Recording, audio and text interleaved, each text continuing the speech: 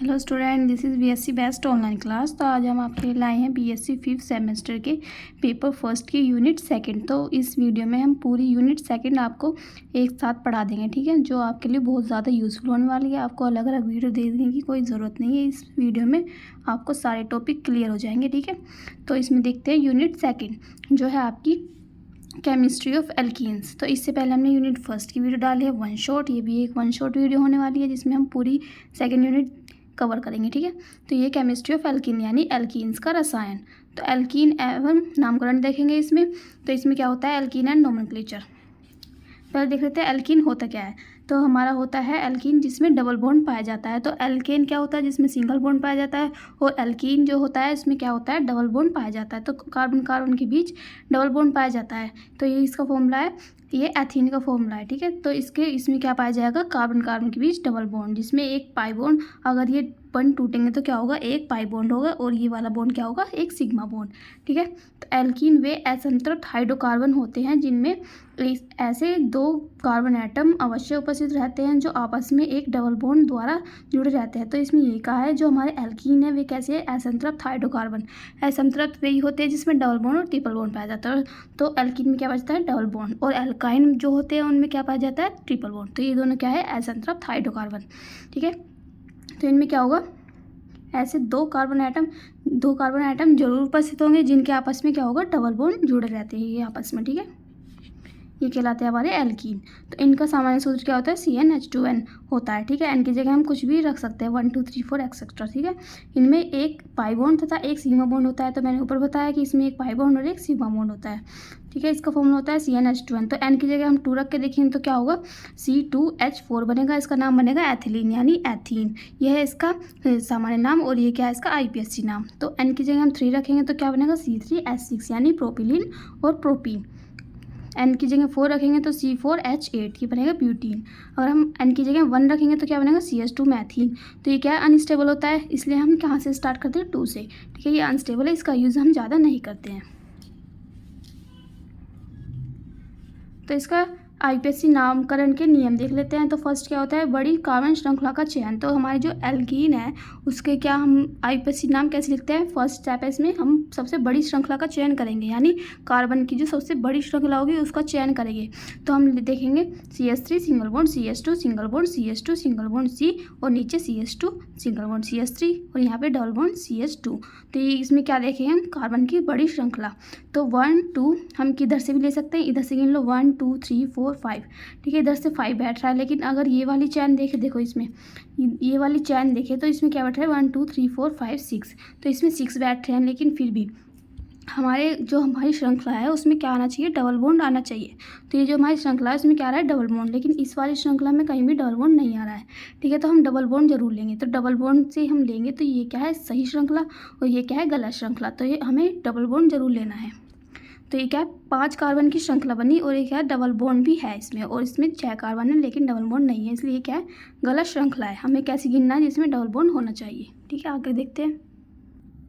अब दूसरा एग्जांपल देखते हैं, CH3 single bond CH double bond C CH2 single bond CH2 single bond CH2, और नीचे क्या है, CH2 डबल बॉन्ड CH2। तो इसमें हम कार्बन श्रृंखला का चयन करेंगे। तो कैसे करेंगे, 1 2 3 4 5, लेकिन हम ऐसे नहीं करेंगे 1 2 3 4 5 6, क्योंकि इसमें क्या है, दोनों डबल बॉन्ड नहीं आ रहे, लेकिन हमें क्या लेना है, दोनों डबल बॉन्ड आने चाहिए उसमें, ठीक है। तो इसमें दोनों डबल बॉन्ड आ रहे हैं इस वाली श्रृंखला में, ठीक है। हम ऐसे भी ले सकते हैं, इधर से भी गिन सकते हैं, ठीक है, 1 2 3 4 5, ठीक है। सही श्रृंखला ये है। तो सेकंड स्टेप है इसमें, चुनी हुई श्रृंखला में विद्यमान कार्बन एटम की संख्या के आधार पर एथीन प्रोपीन ब्यूटीन आदि, ठीक है। तो अगर हम देखें इसमें 1 कार्बन है तो इसमें क्या लिखेंगे, मैथ, और IPSC नाम में क्या लिखेंगे, मैथ। 2 कार्बन है तो 3 कार्बन है तो प्रोप, 4 कार्बन है तो ब्यूट, 5 कार्बन है तो पेंट, 6 कार्बन है तो हेक्स, 7 कार्बन है तो हेप्ट, 8 है तो ऑक्ट, 9 है तो नॉन, और 10 कार्बन है तो पैक। तो थर्ड है इसमें अंत में सफिक्स इन जोड़ देते हैं। तो हमारा जो एल्कीन है उसमें क्या जोड़ देते हैं हम, सफिक्स इन, ठीक है। तो एग्जांपल देख लेते हैं, इसको पूरा IPSC नाम कैसे बनेगा, CH2 double bond CH single bond CH single bond CH3, और नीचे CH3। तो इसमें क्या लेंगे हम, एक लंबी श्रृंखला का चयन करेंगे। हम 1 2 3 4 ऐसे लिख सकते हैं, और 1 2 3 4 ऐसे लिख सकते हैं, ठीक है।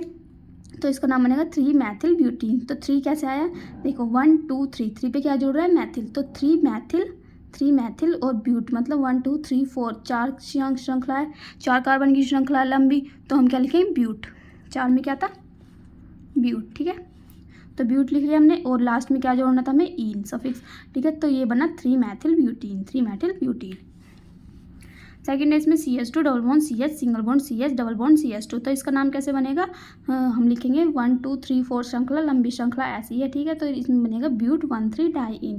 ब्यूट का मतलब है 4 कार्बन है, तो ब्यूट, और 1 और 3 पे क्या जुड़ रहा है डाई इन, मतलब 2 क्या जुड़ रहे हैं, इन का मतलब होता है इसमें डबल बॉन्ड, ठीक है।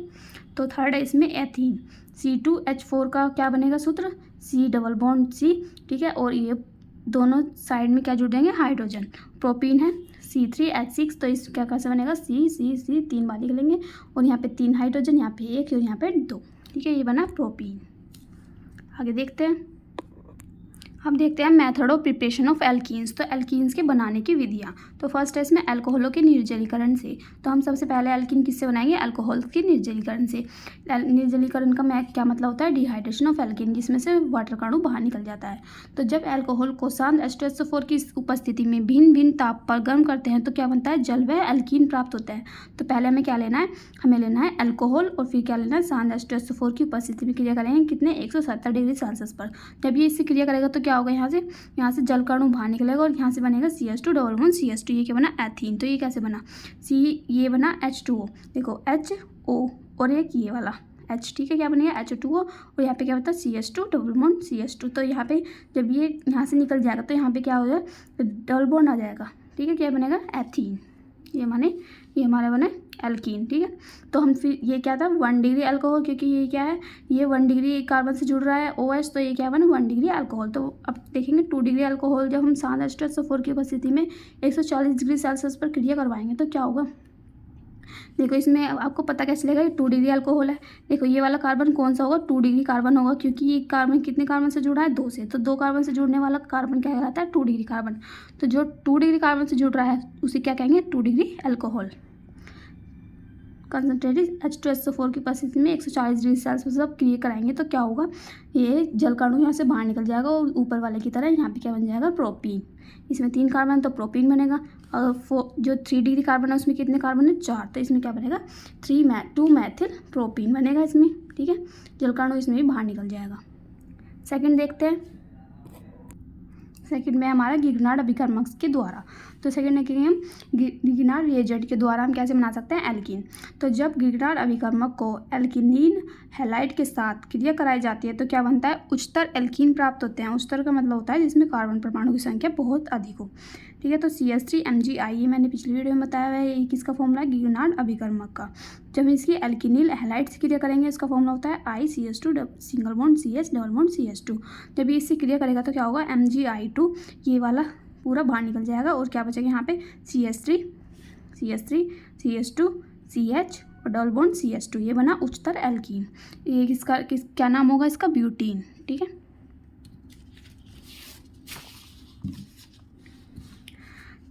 थर्ड है इसमें भंजन के द्वारा। तो भंजन के द्वारा हम एल्कीन कैसे प्राप्त कर सकते हैं, जब उच्चतर एल्कीनों को उच्च ताप पर गर्म किया जाता है तो एल्केन व एल्कीन छोटे प्राप्त होते हैं। तो क्या मतलब है इसका, जो हमारे एल्कीन है उसका क्या करेंगे उच्चतर ताप पर जब हम गर्म करेंगे यानी इसका भंजन करेंगे तो क्या होगा, ये हमारा डैकेन है, यानी इसमें कितने कार्बन है 10, तो ये बना डैकेन इसका नाम, ठीक है।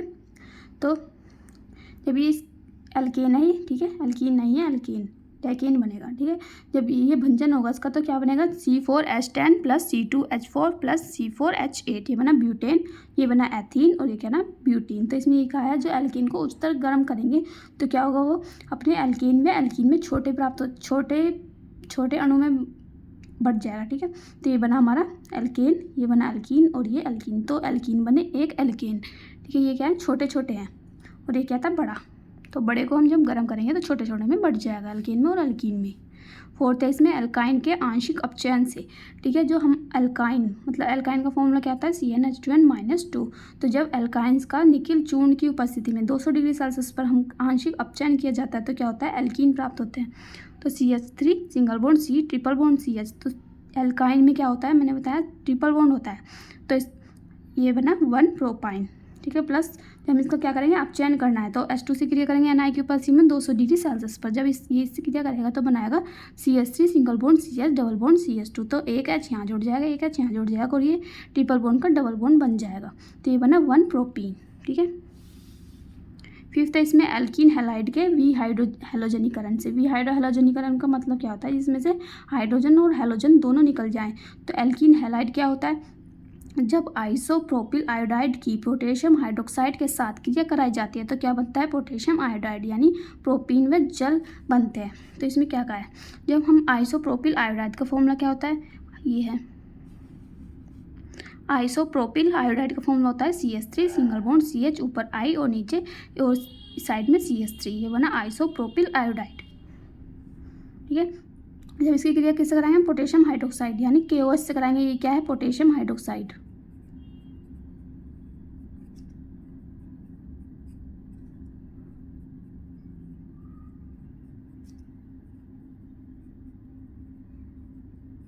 जब हम पोटेशियम हाइड्रोक्साइड से इसकी क्रिया कराएंगे तो क्या होगा, हमें बनेगा एक प्रोपीन मिलेगा, एक पोटेशियम आयोडाइड मिलेगा और एक जल का अणु मिलेगा।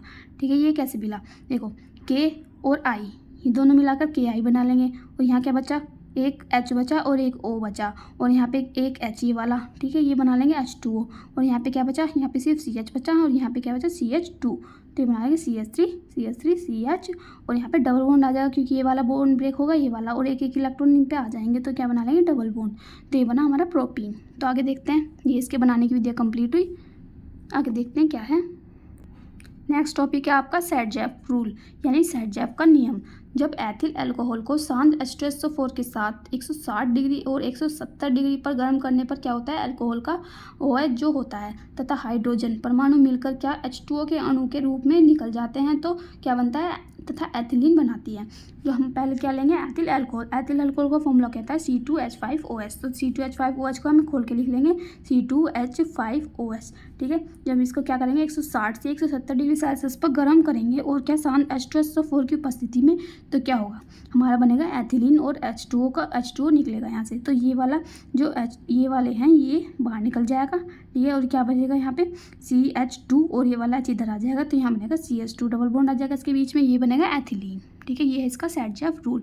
तो ये नेमिंग रिएक्शन है, ये भी बहुत इंपॉर्टेंट है। ये पेपर में सेट-जैप नियम के अनुसार ये अभिक्रिया करके बताइए, ऐसे क्वेश्चन आएगा। ठीक है, तो नेक्स्ट हमारा है एल्कीन की योगात्मक अभिक्रिया यानी एडिशन रिएक्शन ऑफ एल्कीन्स, यानी कार्बन और कार्बन के बीच जो डबल बॉन्ड पाया जाता है उसे कहते हैं एल्कीन।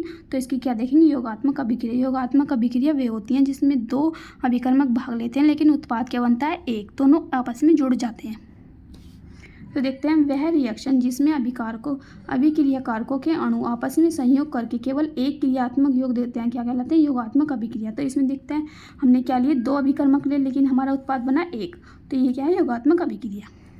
तो हमने लिया कार्बन कार्बन के बीच जो डबल बॉन्ड है यानी हमने लिया एल्कीन। ठीक है, तो इसमें क्या है, एक पाई बॉन्ड है, एक सिग्मा बॉन्ड है। तो हम क्रिया कराएंगे इसकी एक्स वाई से। तो जब इसकी योगात्मक अभिक्रिया होगी इनके बीच में तो क्या होगा, ये वाला एक्स और वाई इन कार्बन पे आके जुड़ जाएगा और ये जो डबल बॉन्ड है वो सिंगल बॉन्ड में आ जाएगा। तो ये हमने एग्जाम्पल लिया, इस पर क्या जोड़ दिया हमने H, तो ये बना CH2 डबल बॉन्ड CH2। जब हम क्रिया कराएंगे एक्स वाई से किसी भी कंपाउंड से करा सकते हैं। जब ये क्रिया करेगा तो क्या बनेगा, CH2X सिंगल बॉन्ड CH2Y। ठीक है,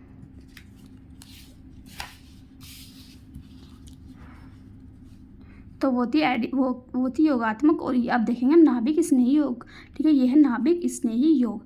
तो न्यूक्लियोफिलिक कहते हैं इसे, इसका दूसरा नाम है न्यूक्लियोफिलिक अभिक्रिया। तो जब डबल बॉन्ड यानी एल्कीन लिया है हमने, एल्कीन, जब इसका ये बॉन्ड टूटेगा तो एक इलेक्ट्रॉन इधर आ जाएगा, इधर आने पे क्या आएगा, इस पर नेगेटिव चार्ज, इस पर पॉजिटिव चार्ज। तो ये न्यूक्लियोफिलिक हमने अभिकर्मक लिया। न्यूक्लियोफिलिक का मतलब होता है जिसमें नेगेटिव चार्ज होता है, उसे कहते हैं न्यूक्लियोफिलिक अभिकर्मक। जब ये इससे क्रिया करेगा तो क्या होगा, ये नेगेटिव है तो पॉजिटिव पे आके जुड़ेगा, तो यहाँ पे आके जुड़ गया ये इस पे पॉजिटिव वाले पे। ठीक है, तो फिर इससे क्या होगा, ये इस पे ये कोई परमाणु है जो जिस पे पॉजिटिव चार्ज है, जब ये इससे क्रिया करेगा तो क्या बना लेगा, ये पॉजिटिव नेगेटिव पे आके जुड़ जाएगा तो क्या बना लेगा, C ऊपर X और नीचे NU। तो ये बना लेगा एक कंपाउंड। ये है हमारी न्यूक्लियोफिलिक अभिक्रिया। सेकेंड है इसमें मुक्त मूलक योग। मुक्त मूलक क्या होता है, जब हमारा बॉन्ड टूटता है उसमें दो इलेक्ट्रॉन होते हैं, एक इलेक्ट्रॉन एक परमाणु की ओर, एक इलेक्ट्रॉन दूसरे परमाणु की ओर, तो वो क्या बना लेते हैं, मुक्त मूलक। जैसे ये है इसमें ये बॉन्ड टूटेगा तो एक इलेक्ट्रॉन इधर एक इलेक्ट्रॉन इधर, तो ये बना लेंगे मुक्त मूलक। तो जब ये X मुक्त मूलक से क्रिया करेगा तो क्या होगा, देख एक इस पे है तो ये वाला मुक्त मूलक इस कार्बन पे आके जुड़ जाएगा, ये बना लेगा C मुक्त मूलक और CX। फिर से XY क्रिया करेगा तो इसमें भी ऐसे होगा, ये वाला Y इस वाले कार्बन पे आके जुड़ जाएगा और यहाँ से एक मुक्त मूलक बाहर निकल जाएगा। ये हमारी हुई मुक्त मूलक योग अभिक्रिया। नेक्स्ट है इसमें एलिमिनेशन रिएक्शन यानी विलोपन अभिक्रिया। ये भी नेमिंग रिएक्शन है, ये भी इम्पोर्टेंट है। तो इसमें देखते हैं होता क्या है। तो एलिमिनेशन रिएक्शन, जब किसी एक ही मॉलिक्यूल में से 2 एटम निकल जाते हैं तो क्या होता है, तब इस अभिक्रिया को विलोपन अभिक्रिया कहते हैं।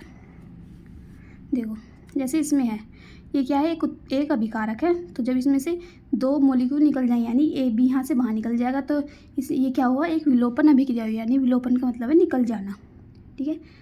तो ये क्या है, रिएजेंट से क्रिया करेगा ये वाला अभिकारक, तो क्या बनेगा यहाँ पे AbO+C डबल बॉन्ड C, यहाँ पे क्या सिंगल बॉन्ड, यहाँ पे आ जाएगा डबल बॉन्ड, क्योंकि इसमें से एक एक परमाणु निकल गया।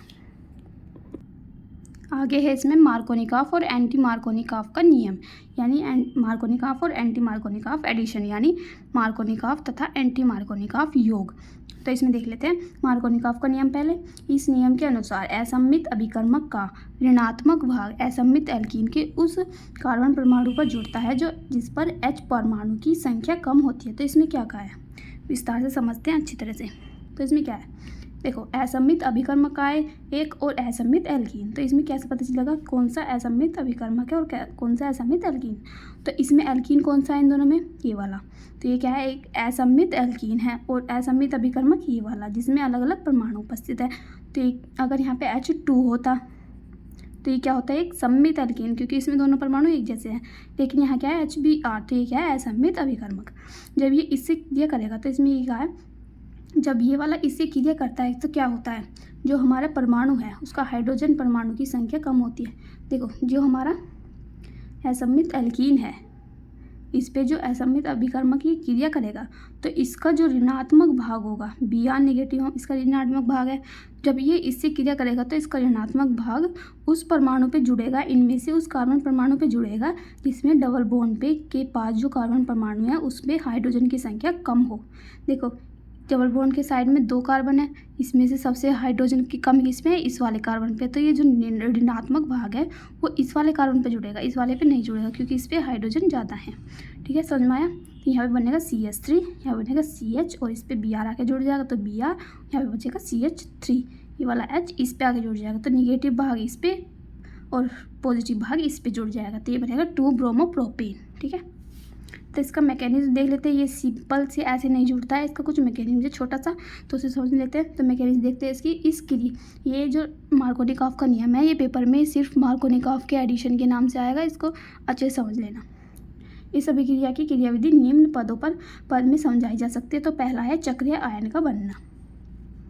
चक्रीय आयन का बनना, ठीक है, इस पद में प्रोपीन और HBr के संयोग से एक पाई संकुल बनता है जो अस्थायी होने के कारण स्थायी चक्रीय आयन में बदल जाता है। तो इसमें क्या कहा है, जो हमारा प्रोपीन है और HBr है, ठीक है, ये दोनों हैं, उनके संयोग से क्या बनता है, एक पाई संकुल बन जाता है। इन दोनों के संयोग से एक पाई संकुल बनेगा जिसमें क्या होगा, CH3 single bond CH double bond CH2, ये वाला तो एज इट इज उतार दिया, और ये वाला HBr है वो यहाँ पे आके अटैक करेगा, यहाँ पे H पॉजिटिव और Br नेगेटिव, तो ये क्या बन गया, एक पाई संकुल है, ये अस्थायी होता है, ये जल्दी से खत्म हो जाता है।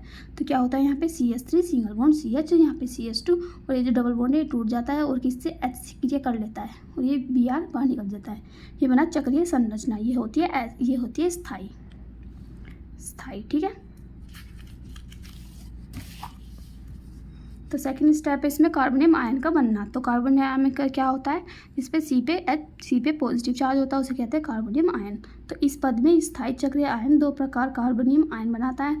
तो इसमें देखते हैं CH3 single bond CH single bond CH2, ऊपर क्या है H पॉजिटिव बना हमारे पिछले स्टेप में। ठीक है, तो जब ये किसी क्रिया करेगा, देखो जब ये क्या होता है, इस पद में स्थायी चक्रीय आयन 2 प्रकार कार्बोनियम आयन देगा। तो इसमें से देखो CH3 single bond CH single bond, ये वाला जो H है वो इस पे आगे जुड़ जाएगा इस वाले कार्बन पे, तो इस पे क्या आ जाएगा, पॉजिटिव चार्ज। ये बना फर्स्ट बना उत्पाद, ये बना 2 डिग्री कार्बोनियम आयन, ये होता है अधिक स्थायी। और अगर ये वाला हाइड्रोजन इस वाले कार्बन पर चला जाएगा तो क्या बनेगा, CH3, यहाँ पे CH2, यहाँ पे CH2, ये बना इस पर आ जाएगा पॉजिटिव चार्ज, तो ये बनेगा 1 डिग्री कार्बोनियम आयन, ये होता है कम स्थायी। थर्ड है इसमें कार्बोनियम आयन का पर Br नेगेटिव का योग। तो इस पद में कार्बोनियम आयन फर्स्ट और सेकंड, जो हमारे फर्स्ट और सेकंड बने उसमें न्यूक्लियोफाइल Br नेगेटिव से अभिक्रिया करके दो संभव उत्पाद बनते हैं। जो हमारे ये वाले बने फर्स्ट और सेकंड, इस पर हम क्या करेंगे, Br नेगेटिव की अभिक्रिया करेंगे। तो कैसे होगा, तो CH3 सिंगल बॉन्ड CH3, ठीक है। Br से क्रिया करेंगे Br नेगेटिव से, तो ये क्या किस पे आके जुड़ेगा, पॉजिटिव वाले पे। तो यहाँ पे आके जुड़ जाएगा ये इस पे, ये वाला इस पे जुड़ जाएगा, ये वाला इस वाले पे जुड़ जाएगा। तो यहाँ बनेगा CH3 single bond CH, Br single bond CH3, ये बना 2 ब्रोमोप्रोपेन। ये होता है स्टेबल, ऊपर वाला भी स्टेबल था, ठीक है। यहाँ पे CH3 single bond CH2 single bond CH2 Br, ये बना 1 ब्रोमोप्रोपेन, क्योंकि 1 पे जुड़ रहा है और एक इस पे जुड़ रहा है 2 पे, तो ये अनस्टेबल है। नेक्स्ट है हमारा सेकंड, पेरोक्साइड प्रभाव या खैराश प्रभाव। ये है एंटी मार्कोनिकॉफ का नियम। तो मैंने पढ़ा है पीछे मार्कोनिकॉफ, और ये क्या है, एंटी मार्कोनिकॉफ का नियम। इसका दूसरा नाम भी हो सकता है पेरोक्साइड प्रभाव और खैराश प्रभाव भी, ये इन नामों से भी आ सकती है अभिक्रिया। तो इस नियम के अनुसार क्या होता है, किसी असममित अभिकर्मक का ऋणात्मक भाग असममित एल्कीन के उस कारण परमाणु पर जुड़ता है जिस पर हाइड्रोजन परमाणु की संख्या अधिक होती है। तो यहाँ तक देखिए, पहले हमने जो मार्कोनिकॉफ का नियम पढ़ा, उसमें क्या होता है, ऋणात्मक भाग एल्कीन के उस कार्बन परमाणु पे जुड़ता है जिस पे हाइड्रोजन की परमाणु की संख्या कम होती है। लेकिन ये वजह एंटी मार्कोनिकॉफ उसका विपरीत है, तो उस पे जुड़ेगा जिस पे हाइड्रोजन की संख्या अधिक है, ठीक है। अभी समझाऊंगी आगे। यह क्रिया पेरोक्साइड या ऑक्सीजन की उपस्थिति में होती है। तो वो वाली जो मार्कोनिकॉफ के नियम थे उसमें कोई भी पेरोक्साइड क्रिया या फिर ऑक्सीजन भाग नहीं ले रहा था, इसमें क्या लेगा, पेरोक्साइड और ऑक्सीजन की उपस्थिति में होगी ये वाली क्रिया। तो यह नियम क्या कहलाता है, एंटी मार्कोनिकॉफ नियम कहलाता है, और इसे खैराश प्रभाव या पेरोक्साइड प्रभाव भी कहते हैं। तो देखते हैं आगे कैसे होती है ये वाली अभिक्रिया। इसमें देखते हैं, जब प्रोपीन HBr पर योग करेगा तो क्या होगा, CH3 single bond CH double bond CH2, ये क्या है, प्रोपीन का फॉर्मूला। जब HBr से क्रिया करेगा ये तो क्या होगा, जो हमारा नेगेटिव पार्ट है उस कार्बन परमाणु पर जुड़ेगा जिस पर हाइड्रोजन परमाणु की संख्या अधिक है। ये नहीं देखेंगे ये वाला, ठीक है, क्योंकि हमें डबल बॉन्ड के दोनों साइड वाले कार्बन देख लें, तो इस पर ज़्यादा है डबल बॉन्ड के साइड वाले कार्बन पे, ठीक है। तो ये वाला नेगेटिव पार्ट इस पर जुड़ जाएगा, तो इस पर जुड़ गया, ये बना 1 ब्रोमोप्रोपेन। ये होता है पेरोक्साइड की उपस्थिति में। जो हमारा मार्कोनिकॉफ वो क्या होता है, अनुपस्थिति में हो गया, यहाँ पे जुड़ता, क्योंकि यहाँ पे कार्बन परमाणु की संख्या कम है तो इस पे जुड़ता, तो ये बनेगा 2 ब्रोमोप्रोपेन। क्रियाविधि देख लेते हैं इसकी। इस क्रिया की क्रियाविधि मुक्त मूलक पर द्वारा 3 पदों में पूर्ण होती है। तो फर्स्ट पद देख लेते हैं, पहला प्रथम यानी, ठीक है। इस पद में पेरोक्साइड के समान विखंडन से 2 एल्कोक्सी मुक्त मूलक बनते हैं। तो जो हमारा RO ये किसका फॉर्मूला है, ये हमारा पेरोक्साइड का फॉर्मूला है, ROOR, ठीक है। तो ये वाले मुक्त मूलक है, ये एक इस साइड और एक इस साइड, तो ये निकल जाएंगे, तो यहाँ पर क्या बनेगा, RO मुक्त मूलक प्लस O मुक्त मूलक R, ये बना एल्कोक्सी मुक्त मूलक। जब ये HBr से क्रिया करेगा तो क्या बनाएगा, ये इस पे 2 इलेक्ट्रॉन है, एक इस पे चला जाएगा एक इस पे चला जाएगा, तो ये H इससे क्रिया कर लेगा तो क्या बनेगा, ROH, ठीक है। यहाँ से निकलेगा B मुक्त मूलक। द्वितीय पद में देख लेते हैं। इस पद में प्रथम पद से प्राप्त ब्रोमीन जो है, इस पद में हमें जो ब्रोमीन प्राप्त हुआ, ब्रोमीन मुक्त मूलक जो एल्कीन से क्रिया करके क्या बना लेगा, 2 डिग्री मुक्त मूलक व 1 डिग्री मुक्त मूलक बना लेगा। देखिए ये हमारा प्रोपीन जब Br मुक्त मूलक से क्रिया करेगा तो क्या बनाएगा, एक बार ये इस पे जुड़ जाएगा, इस पे जुड़ेगा तो क्या होगा, ये मार्कोनिकॉफ का नियम होगा, अगर इस पे जुड़ेगा तो एंटी मार्कोनिकॉफ, ठीक है। 1 डिग्री मुक्त मूलक बनाएगा, ये हो गया अस्थाई और ये हो गया स्थाई, 2 डिग्री मुक्त मूलक। आगे देखते हैं, तो हम कौन सा लेंगे, स्थायी मुक्त मूलक। जब HBr के साथ क्रिया करके क्या बना लेगा, ब्रोमोप्रोपेन बनाता है, तो और ब्रोमीन मुक्त मूलक पर क्या बाहर निकल जाता है, तो CH3 सिंगल बॉन्ड C मुक्त मूलक H minus single bond CH2 Br। जब ये HBr से क्रिया करेगा तो एक मुक्त मूलक इधर एक इधर, तो जब ये इससे क्रिया करेगा तो बना लेगा CH3 सिंगल बॉन्ड CH2, यहाँ पे सिंगल बॉन्ड CH2 Br, और यहाँ से एक Br बाहर निकल जाएगा, तो ये वाला Br कहाँ पे क्रिया कर लेगा, ये वाला H जो है वो कहाँ पे क्रिया कर लेगा, वो क्रिया कर लेगा इस वाले मुक्त मूलक से, ठीक है, ये वाले से। तो CH3 सिंगल बॉन्ड CH2 और यहाँ पे CH2 Br और एक Br बाहर निकल जाएगा, ये बनेगा 1 ब्रोमोप्रोपेन, जो होता है अधिक स्थायी। तो ये CH3 single bond CH Br फिर से इससे क्रिया करेगा तो क्या बना लेगा, अब की बार ये जो Br है, अब की बार जो हमने पीछे बनाए 2 प्रोडक्ट बने थे, एक Br इधर था, एक Br इधर था। तो एक बार हमने इससे क्रिया करा ली और एक बार इससे क्रिया कराएंगे, तो ये H किस पे जुड़ेगा, इस वाले पे। तो यहाँ बनेगा CH3 single bond CH Br single bond CH3 और यहाँ से Br मुक्त मूलक बाहर निकल जाएगा, ये बना 2 ब्रोमोप्रोपेन। ये होता है कम स्थायी। थर्ड और लास्ट स्टेप है इसका। इस पद में विभिन्न मुक्त मूलक आपस में जुड़कर उदासीन अणु बनाते हैं, इस प्रकार श्रृंखला का समापन हो जाता है। तो ये जो मुक्त मूलक है हमारे दोनों Br आपस में क्रिया कर एक उदासीन अणु बना लेते हैं, ये होता है इसका क्रिया का समापन हो जाता है। तो Br2 बना लेते हैं। नेक्स्ट टॉपिक देखते हैं। नेक्स्ट टॉपिक है हमारा हाइड्रोजिनेशन, हेलोजिनेशन और हाइड्रोहेलोजिनेशन, यानी हाइड्रोजनीकरण, हेलोजनीकरण और हाइड्रोहेलोजनीकरण। तो ये तीनों बहुत ही इजी रिएक्शन है, सबसे इजी हैं ये तीनों, ठीक है। पहले देखते हैं हम हाइड्रोजनीकरण यानी हाइड्रोजिनेशन, इसे कहते हैं हाइड्रोजन एडिशन या हाइड्रोजनीकरण, हाइड्रोजन का योग। तो ये चारों एक ही नाम है, एक ही रिएक्शन के, ठीक है। इसमें क्या होता है, हाइड्रोजन का योग होता है। तो एल्कीन के डबल बॉन्ड पर हाइड्रोजन का योग हाइड्रोजनीकरण कहलाता है। एल्कीन हाइड्रोजन के साथ योग करके एल्केन बनाते हैं, एनआई की उपस्थिति में यह अभिक्रिया संपन्न होती है। तो इसमें क्या कहा है, जो हमारे एल्कीन है वो हाइड्रोजन से क्रिया करके एल्केन बनाते हैं, और किसकी, एनआई की उपस्थिति में। तो CH2 डबल बॉन्ड CH2 हम लेंगे एथिलीन। जब ये H2 से क्रिया करेगा 200 डिग्री सेल्सियस पर, तो क्या होगा, ये H दोनों साइड आगे जुड़ जाएगा और ये बन जाएगा एथेन, इसका डबल बॉन्ड टूट जाएगा। फिर प्रोपीन लेंगे, प्रोपीन का फॉर्मूला होता है CH3 single bond CH double bond CH2 plus H2। तो हमने 2 एग्जाम्पल लिए, NI से क्रिया करेंगे तो क्या होगा, ये वाला जो H2 है वो डबल बॉन्ड की दोनों साइड आके जुड़ जाएगा, ये बना लेगा प्रोपेन। तो ये इजी रिएक्शन है ना। तो हेलोजनीकरण भी ऐसा ही है, उसमें हमने हाइड्रोजन जोड़ा, इसमें क्या जोड़ेंगे हम, हेलोजन। तो इसी कहते हैं हेलोजनीकरण, हेलोजन का योग, हेलोजिनेशन या हेलोजन एडिशन। तो एल्कीन के डबल बॉन्ड पर halogen, fluorine, chlorine, bromine, iodine का योग क्या कहलाता है, हेलोजनीकरण। तो एल्कीन हेलोजन के साथ योग करके क्या बनाता है, हेलो एल्केन। ऊपर बना एल्केन, यहाँ बनेंगे हेलो एल्केन। तो इसे बना CH2, यहाँ पे CH2 लिख लेना, ठीक है। CH2 डबल बॉन्ड CH2, ये क्या है, एथिलीन का फॉर्मूला। जब Br2 से क्रिया करेगा तो ये डबल बॉन्ड के दोनों साइड आके जुड़ जाएंगे, ये क्या बनेगा, 1,2 डाइब्रोमो एथेन, ठीक है। और कैसे बन सकता है, हम इसे ऐसे भी लिख सकते हैं। तो दूसरा एग्जांपल है CH3 सिंगल बॉन्ड CH, नीचे CH2 प्लस Br2 से क्रिया कराएंगे, जब ये क्रिया करेगा तो डबल बॉन्ड के दोनों साइड आके जुड़ जाएंगे Br, तो एक इस पे और एक इस पे, तो ये बना 1,2 डाइब्रोमो प्रोपेन। तो हमने देखा हाइड्रोजनीकरण, हेलोजनीकरण, अब ये क्या है, हाइड्रोहेलोजनीकरण। तो उसमें क्या जुड़ता है, उसमें जुड़ता है हाइड्रोजन, दूसरे में जुड़ाता है हेलोजन, इसमें क्या जुड़ेगा, हाइड्रोजन हेलोजन, यानी HCl एग्जाम्पल ले लिया हमने। इसमें क्या है, एक हाइड्रोजन और एक हेलोजन, ठीक है। ये दोनों, इन दोनों का योग होगा। तो एल्कीन में हाइड्रोजन व हेलोजन का योग क्या कहलाता है, हेलोजन, हाइड्रोहेलोजनीकरण कहलाता है, यानी हाइड्रोजन और हेलोजन दोनों का योग, ठीक है। तो एल्कीन हाइड्रोजन व हेलोजन के साथ योग करके एल्किल हैलाइड बनाते हैं। तो CH2 डबल बॉन्ड CH2, ये क्या है, एथीन प्लस HCl। तो हाइड्रोक्लोरिक एसिड है इसका नाम। जब ये क्रिया करेगा तो दोनों साइड जुड़ जाएगा, CH3 single bond CHCl, ethyl chloride. दूसरा एग्जाम्पल है इसका propene, CH3 single bond CH double bond CH2। जब ये HCl से क्रिया करेगा तो डबल बॉन्ड के दोनों साइड आके जुड़ जाएंगे, CH3 single bond CHCl single bond CH3 chloropropane, ठीक है। तो ये तीनों रिएक्शन बहुत ईजी थी, आपको समझ में आ गई होगी। अगर ना समझ में आई तो फिर से देख लेना रिवर्स करके, ठीक है। नेक्स्ट टॉपिक पे आते हैं।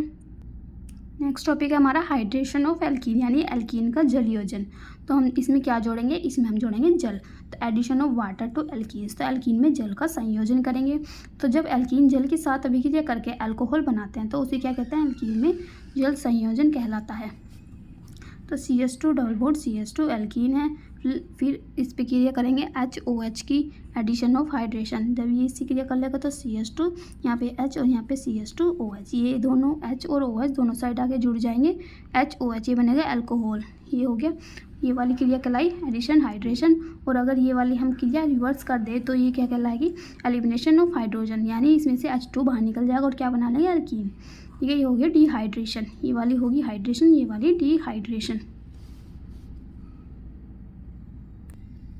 तो देखते हैं जो हमारे हाइड्रेशन है वो कितने प्रकार के होते हैं, 3 प्रकार के। तो हाइड्रेशन ऑफ एल्कीन, एल्कीन में जलयोजन निम्न 3 प्रकार से हो सकता है। पहला है एसिड कैटलाइज हाइड्रेशन, दूसरा है हाइड्रोबोरेशन ऑक्सीडेशन और ऑक्सीमर्क्यूरेशन डीमर्क्यूरेशन। तो फर्स्ट देख लेते हैं इसमें एसिड कैटलाइज हाइड्रेशन, ठीक है। फिर देखेंगे हाइड्रोबोरेशन ऑक्सीडेशन और फिर देखेंगे ऑक्सीमर्क्यूरेशन डीमर्क्यूरेशन।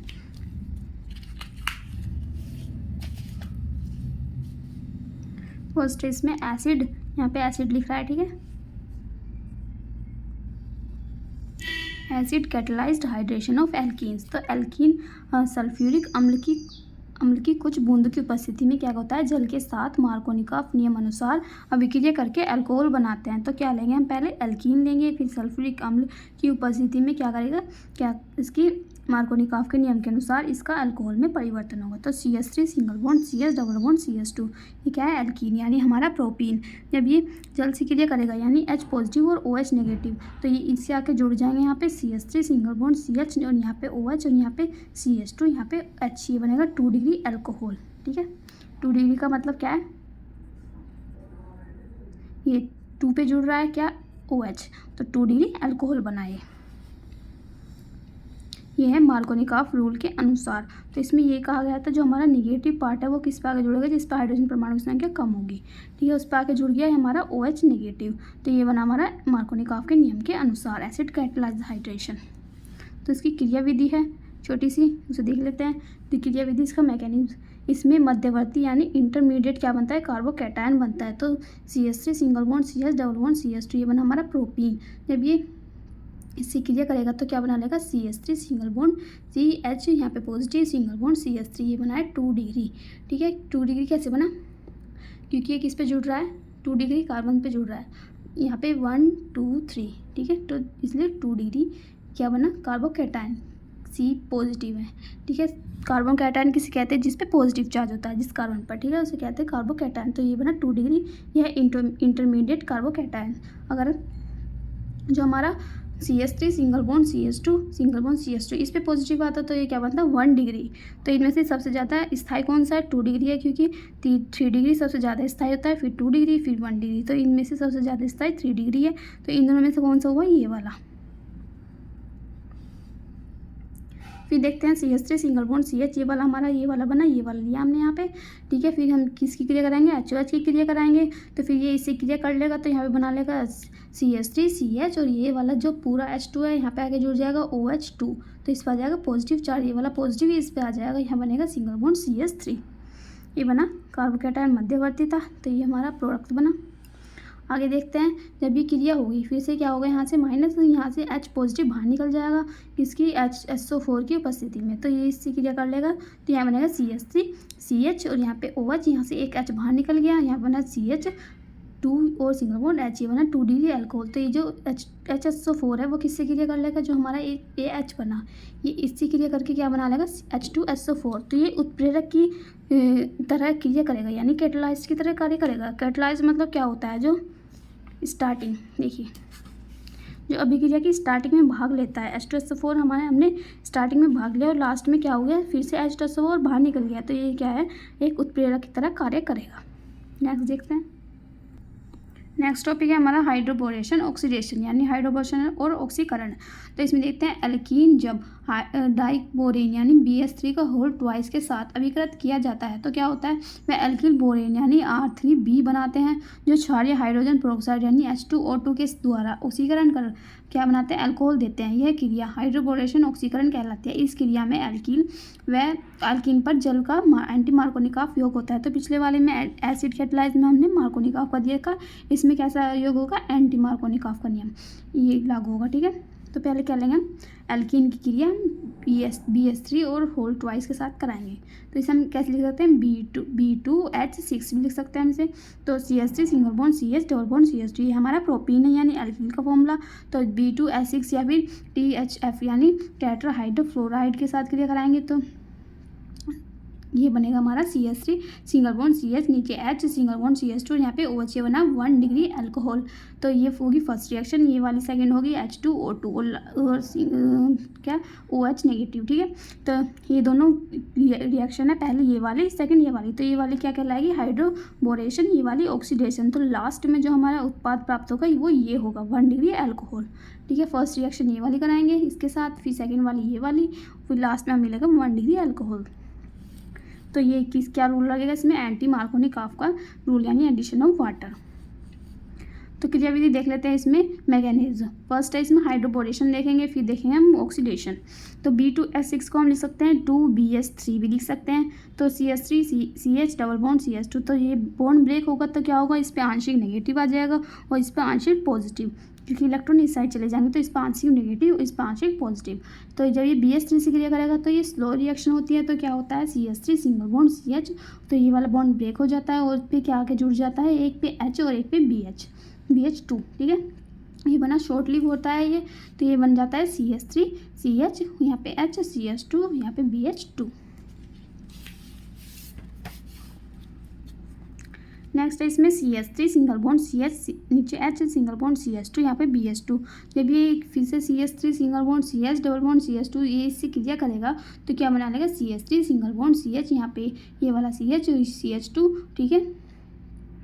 ये वाला आके जुड़ जाएगा ये वाला, ठीक है। और यहाँ पे BH CH2 single bond CH2, यहाँ पे CH3, तो ये वाला तो आके इधर जुड़ गया और ये वाला है, ठीक है। तो यहाँ पे जो ये हमारा BH2 है उसमें से BH तो यहाँ आ गया, ठीक है। और यहाँ पे क्या बचा, देखो यहाँ पे ये बॉन्ड ब्रेक हुआ, इस पे आगे नेगेटिव, इस पे आगे पॉजिटिव, तो एक हाइड्रोजन इस पे जुड़ जाएगा, एक हाइड्रोजन इस पे जुड़ जाएगा, ठीक है। तो यहाँ पे हो जाएगा CH2 CH3, यहाँ पे हो गया CH2, एक ये वाला हाइड्रोजन जो है वो यहाँ के जुड़ जाएगा, ठीक है। इसके साथ जो ये दो वाले हैं ये भी दोनों इसके साथ आगे जुड़ गए और ये वाला इसके साथ आगे जुड़ गया। तो इसमें हाइड्रोजन आप गिन सकते हो, इसमें हाइड्रोजन कितने, 3 4 5 6 7 8 9, इसमें कितने 9 10 11 12 13 14 15 हाइड्रोजन इस साइड है, तो इस साइड भी 15 होने चाहिए। तो 3 4 5 6 7 8 9 10 11 12 13 14 15, ठीक है। और कार्बन कितने, 1 2 3 4 5 6, इसमें कार्बन कितने 1 2 3 4 5 6 और B है कितना 1, ठीक है।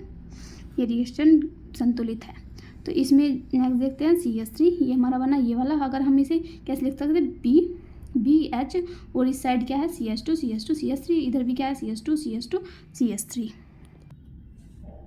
देखिए इधर हमारा CH2 CH3 और इधर भी CH2 CH3 और यहाँ पे BH, तो BH और हम इन दोनों क्या लिख सकते हैं, whole twice CH3 CH2 whole twice BH। ये जब ये फिर से किससे क्रिया करेगा, CH3 single bond CH double bond CH2 से, तो ये यहाँ पे आके जुड़ जाएगा, ठीक है। जो ये H है वो किससे क्रिया कर लेगा, इनसे क्रिया कर लेगा, यहाँ पे आके जुड़ गया यहाँ पे, ठीक है। तो ये बन गया ट्राइस बन गया, ये CH3 CH2 single bond CH2 का होल थ्राइस और B यहाँ गया जुड़ गया, इसका नाम बना ट्राई एल्किल बोरेन, ठीक है। इसे लिख सकते हैं हम R3B, यानी R हमने ये मान लिया 3B, तो R की जगह R की CCB है यानी छोटी छोटी बातें, तो R की जगह हम रख सकते हैं CH3 single bond CH2 single bond CH2 single bond, ठीक है। ये इसकी जगह हमने रख लिया R। दूसरा है ऑक्सीडेशन, हमने क्या पढ़ा पीछे, क्या पढ़ा था, हाइड्रोबोरेशन, अब पढ़ेंगे ऑक्सीडेशन। तो इसमें क्या होगा, हमने H2O2 से क्रिया करानी थी, तो इसका HOS से क्रिया कराएंगे तो क्या बनेगा, H2O, यहाँ बचेगा OOH, तो इस पर नेगेटिव चार्ज आ जाएगा, तो ये बनेगा R3B। ये जो हमारा ऊपर बना R3B है इससे क्रिया करेगा किससे, OOH से, जब ये इससे क्रिया कर लेगा तो R3B और ये इसमें से ये टूट जाएगा, ठीक है। इस पर पॉजिटिव है, इस पर नेगेटिव, तो ये वाला इस पर साइंस हो जाएगा, बंद बना लेगा, ठीक है। तो क्या बना लेगा यहाँ पर R2B सिंगल बॉन्ड OR, ठीक है। जो ये R है 3 है यहाँ पे 2 हो गए और एक R इधर चला जाएगा, देखो ये वाली एक साथ आ जाएगी और ये OH बाहर निकल जाएगा यहाँ से, यहाँ बना R2BOR, ठीक है, R2BOR। तो फिर से ये वाला जो OOH है वो कितनी बार क्रिया करेगा, एक बार यहाँ हो गई, एक बार और होगी इसके साथ, ठीक है। 3 बार ये रिएक्शन करेगा इसके साथ, तो फिर से OOH से क्रिया करेगा तो क्या बना लेगा यहाँ पे R2BOR, तो यहाँ पे R2B है, ठीक है, OR है ये वाला यहाँ पे बना, तो ये इससे रिएक्ट करेगा तो क्या बना लेगा यहाँ से फिर से OH निकल जाएगा, तो यहाँ पे बनाएगा, यहाँ पे इस साइड जुड़ा था, अब के कितनी साइड, नीचे वाली साइड जुड़ जाएगा RBOR, फिर से OH से क्रिया करेगा, आपकी बार ऊपर वाली साइड जुड़ जाएगा, तो यहाँ बनेगा RB ऊपर OH, ये बना लास्ट में, यहाँ से OH निकल गया, ठीक है, ऊपर वाली साइड जुड़ गया, तो यहाँ बना ROB, बीच में यहाँ पे RO, तीनों साइड RO बन जाएगा जिसपे नेगेटिव चार्ज होगा। तो फिर से किससे, HOH से क्रिया करेगा यानी जल के अणु से, तो इस पे पॉजिटिव इस पे नेगेटिव, जब ये से क्रिया कर लेगा तो यहाँ बना लेगा 3ROH। तो 3ROH कैसे बना, ये जो H पॉजिटिव है वो OR से क्रिया करेगा तो 3OR, RO कितने 3 और 3H जुड़ गए, ये बना 3ROH। और ये B वाला किसी क्रिया करेगा OH से, तो यहाँ पे कितने OH है 3, और यहाँ पे कितना B है 1, तो B और नीचे इसके साथ कितने OH जुड़ गए 3। इसको हम ऐसे लिख सकते हैं H3BO3, ये बना ट्राइबोरिक अम्ल। और ये इसे हम ऐसे लिख सकते हैं C3, तो R की जगह हमने क्या लिखा था ऊपर, R की जगह था CH3 single bond CH2 single bond CH2 single bond, तो हमने यहाँ R की जगह वो लिख दिया CH3 single bond CH2 single bond CH2 और सिंगल बॉन्ड OH, ये बना 1 डिग्री अल्कोहल। तो ये इसका ऑक्सीडेशन रिएक्शन पूरी हुई। अब आगे देखते हैं ऑक्सीमर्क्यूरेशन और डीमर्क्यूरेशन। ठीक है, ये है ऑक्सीमर्क्यूरेशन डीमर्क्यूरेशन। तो इस विधि में एल्कीन H2O की उपस्थिति में मर्क्यूरिक एसिटेट के साथ प्रतिक्रिया करके हाइड्रोक्सी मर्क्यूरल यौगिक बनाता है, जो NaBH2 के साथ प्रतिक्रिया करने पर अल्कोहल बनाते हैं। तो अल्कोहल का निर्माण मार्कोनिकॉफ के नियम के अनुसार होता है। तो पहला हुआ था मार्कोनिकॉफ के नियम के अनुसार, दूसरा होता है एंटी मार्कोनिकॉफ के नियम के अनुसार, ये वाला होगा फिर से मार्कोनिकॉफ के नियम के अनुसार। तो इसमें क्या होगा, जो हमारा एल्कीन है वो किसी क्रिया करेगा, मर्क्यूरिक एसिटेट के साथ प्रतिक्रिया करेगा और फिर किससे करेगा, हाइड्रोक्सी मर्क्यूरिक यौगिक बनाता है। ठीक है, तो प्रोपीन लेंगे हम, किसकी क्रिया कराएंगे, CH3COO का होल ट्वाइस Hg। ठीक है, ये होगी फर्स्ट वाली, ये होगी सेकंड H2 से क्रिया करेगा, थर्ड वाली होगी NaBH2 और OH नेगेटिव। ये 3 रिएक्शन है इसमें, यानी ये 3 है मैकेनिज्म इसका, फर्स्ट सेकंड और थर्ड। ठीक है, ये छोटी है, ज़्यादा बड़ी नहीं है। ठीक है, तो ये लास्ट में क्या बनेगा हमारा CH3 single bond CH single bond OH single bond CH2 और यहाँ पे H, ये बना 2 डिग्री अल्कोहल। ये एडिशन ऑफ वाटर किसके अनुसार होगा, मार्कोनिकॉफ के नियम के अनुसार। तो CCP देख लेते हैं, यानी छोटी छोटी बातें इस पेपर में नहीं लिखना है। तो HgOAc का होल ट्वाइस, तो हमने जो ये वाला लिया था रिएजेंट क्या था इसका, HgOAc, तो HgO और हमने CH3CO की जगह क्या रख लिया AC, तो इसका होल ट्वाइस हो गया। ठीक है, तो इसका क्या मतलब है HgO यानी CH3COO और ये, ठीक है CH3CO है AC का नाम और ये O का होल ट्वाइस, तो OAC का नाम क्या हुआ CH3COO। तो इसके देख लेते हैं, फर्स्ट वाली रिएक्शन क्या है, CH3 single bond CH double bond CH2, ये बना एल्कीन, जब ये इसी क्रिया कर लेगा इस वाले से तो ये बना ACOAG, यानी इसका होल ट्वाइस है, तो एक OAC इधर आ गया, एक OAC इधर H के। ठीक है, जब ये बॉन्ड ब्रेक होगा तो इस पर आंशिक पॉजिटिव और इस पर आंशिक नेगेटिव। ठीक है, तो यहाँ से जो नेगेटिव वाला वो बाहर निकल जाएगा और जो पॉजिटिव वाला वो यहाँ के जुड़ जाएगा, ये दोनों का बॉन्ड ब्रेक हो जाएगा और यहाँ पे आके जुड़ जाएगा HgOAc। सेकंड में क्या था, हमें H2O से क्रिया करानी थी, तो हमने H2 को यहाँ पे एडिशन कर दिया, तो यहाँ ये किस पे आके जुड़ जाएगा, ये इस वाले कार्बन पे आके जुड़ जाएगा यहाँ पे H2O। ठीक है, यहाँ ये वाला बॉन्ड ब्रेक हो जाएगा और ये इस पे आके जुड़ जाएगा। ठीक है, तो H2O यहाँ आके जुड़ गया, फिर क्या है CH3COO, नेगेटिव से क्रिया कराएंगे तो यहाँ से क्या CH3COOH बाहर निकल जाएगा। कैसे निकला, ये वाला जो H है वो इसी क्रिया कर लेगा, तो यहाँ पे CH3COO निकल जाएगा, H पॉजिटिव निकलेगा यहाँ से। ठीक है, यहाँ बचेगा सिर्फ OH और ये एज इट इज़ है, नीचे वाला तो एज इट इज़ रहेगा। ठीक है, ये बना हाइड्रोक्सी मर्क्यूरल। तो लास्ट वाले में हमें किससे क्रिया करानी थी, NaBH2 से और OH नेगेटिव से, तो ये जब इसी क्रिया कर लेगा OH नेगेटिव, तो H जो यहाँ से H नेगेटिव है वो बाहर निकल जाएगा। कैसे निकलेगा, देखो CH3CH, यहाँ पे OH CH2, यहाँ पे H। ठीक है, ये वाला जो है पूरा तो किसी क्रिया कर लेगा, ये इसी क्रिया कर लेगा और बाहर निकल जाएगा, यहाँ पे बचेगा सिर्फ H, ये वाला यहाँ पे आके जुड़ जाएगा, तो ये बना alcohol CH3 single bond CH, यहाँ पे OH सिंगल बॉन्ड CH2 और H, ये बना अल्कोहल। ये होगी रिएक्शन आपकी कंप्लीट। अगर आपको कुछ भी समझ में ना आ रहा हो तो कमेंट सेक्शन में लिखिएगा, मैं आपको फिर से अलग वीडियो में समझा दूंगी। वैसे तो अलग अलग टॉपिक की अलग अलग वीडियो बनी हुई है, आप चैनल पर जाके प्लेलिस्ट देख सकते हैं BSc फिफ्थ सेमेस्टर केमिस्ट्री के नाम से। तो नेक्स्ट रिएक्शन हमारी इपोक्सीडेशन यानी इपोक्सीडेशन। तो इपोक्साइड देख लेते, पहले इपोक्सीडेशन देखने से पहले इपोक्साइड देख लेते कि होता क्या है। तो इपोक्साइड 3 परमाणु रिंग वाला चक्रीय ईथर होता है, इसके अणु का आकार एक समबाहु त्रिभुज जैसा होता है। तो इसमें क्या कहा है, जो हमारा इपोक्साइड है वो 3 परमाणु वाला चक्रीय रिंग होता है। ठीक है, जैसे ये है, ये क्या है, एक समबाहु त्रिभुज की तरह लग रहा है, इसके चारों तरफ क्या होते हैं, 3 परमाणु होते हैं। ठीक है, तो ये क्या कहलाता है हमारा इपोक्साइड। तो इपोक्सीडेशन देख लेते हैं, जब एल्कीन पर एसिटिक अम्ल का फॉर्मूला क्या आता है CH3COOH। तो पर एसिटिक अम्ल का फॉर्मूला क्या होगा, CH3 COO और एक और OH, ठीक है। तो एल्कीन जब पर एसिटिक अम्ल से क्रिया करता है क्या बनता है, इपोक्साइड और एसिटिक अम्ल बनता है। हमने लिया पहले एल्कीन, एल्कीन का फॉर्मूला क्या होता है, ये होता है C2H4 लिया हमने, ये क्या किसका फॉर्मूला है, एथीन का। तो जब पर एसिटिक अम्ल का फॉर्मूला ये वाला है CH3 C triple bond OH, ठीक है। और एसिटिक अम्ल का फॉर्मूला क्या होता है CH3 COOH, ये क्या है पर एसिटिक अम्ल, तो इसमें एक O एक्स्ट्रा आ जाएगा। जब ये क्रिया कर लेगा तो क्या बना रहेगा, डबल बॉन्ड, यहाँ पे डबल बॉन्ड जो था वो ब्रेक हो जाएगा और यहाँ पे आके जुड़ जाएगा ये वाला O, ये वाला एक जो एक्स्ट्रा था वो यहाँ आके जुड़ जाएगा और यहाँ से एसिटिक अम्ल बाहर निकल जाएगा, ये बना CH3 COOH, ठीक है। इसकी मैकेनिज्म है वो देख लेते हैं। मैकेनिज्म में क्या है, देखो पहले लेते हैं हम एथीन, ठीक है। एथीन का फॉर्मूला होता है C double bond O C और ऊपर H4, ठीक है।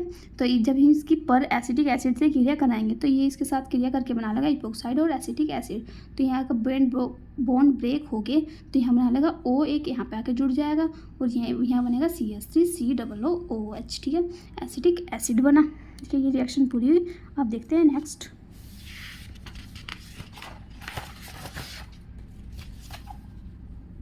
नेक्स्ट है इसमें ओजोनोलाइसिस, ठीक है, यानी एडिशन ऑफ O3, यानी इसमें ओजोन का योग होगा, ठीक है। एल्कीन में ओजोन का जुड़ना ओजोनोलाइसिस कहलाता है। तो इस अभिक्रिया में क्या होता है, एल्कीन O3 से क्रिया करके क्या बनाता है, एल्डिहाइड और फॉर्मेल्डिहाइड बनाता है। तो एल्कीन लेंगे और ओजोन लेंगे, ओजोन यानी O3 या CCl4 भी ले सकते हैं हम। सेकंड रिएक्शन होगी H2O और जिंक की उपस्थिति में। तो फर्स्ट रिएक्शन ये वाली, सेकंड वाली ये वाली, तो इसमें बनेगा एल्डिहाइड और फॉर्मेल्डिहाइड। तो एल्डिहाइड का फॉर्मूला होता है RCOH और इसमें HOHCOH, ठीक है। तो इसका मैकेनिज्म देख लेते हैं। पहले रिएक्शन किससे होगी, ओजोन से। तो RCH डबल बॉन्ड CH2 ये रिएक्शन करेगा ओजोन से। तो ओजोन पे क्या होता है, एक पे नेगेटिव और एक पे पॉजिटिव चार्ज और एक यहाँ पे डबल बॉन्ड होता है। तो ये जो बॉन्ड ब्रेक होगा तो क्या होगा, यहाँ पे CR जो नेगेटिव वाला है वो पॉजिटिव से आगे जुड़ जाएगा और पॉजिटिव वाला नेगेटिव से आगे जुड़ जाएगा। तो यहाँ बनेगा R single bond CH single bond CH2 और यहाँ पे सिंगल बॉन्ड O और यहाँ पे एक O। तो ये बना मोनोजोनाइड, ये है अनस्टेबल, ठीक है, ये जल्दी से समाप्त हो जाता है। तो नेक्स्ट देख लेते हैं, जो हमारा मोनोजोनाइड बना वो फिर से रिएक्ट कर लेगा, क्या बना लेगा यहाँ पे, ये पुनः व्यवस्थित हो जाएगा। तो यहाँ बना लेगा RCH single bond O negative, यहाँ बना लेगा फॉर्मेल्डिहाइड, ठीक है। फिर लास्ट में क्या बनाएगा, इसका ओजोनाइड हो जाएगा। जब ये इससे क्रिया कर लेगा तो यहाँ बना लेगा RCH CH2 OO और ऊपर O, जो हमारा नीचे O था वो ऊपर की साइड आ जाएगा, इसका पुनः व्यवस्थापन हो गया, ठीक है। ओजोनाइड ये स्टेबल हो जाता है। तो सेकंड वाले रिएक्शन में हमें क्या जोड़ना था, H2 और जिंक।